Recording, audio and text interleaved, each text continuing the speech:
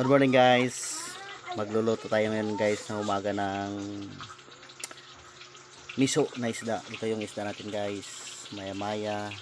Saka ito yung usaw natin. Sitaw, talong, kangkong steam, kangkong leaves, okra, saka kamatis, sibuyas, saka fresh na panghalo.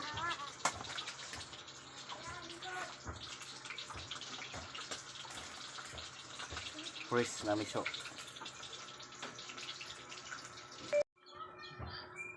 Hi guys. Ito natin guys. Luto na yung miso natin na isda guys.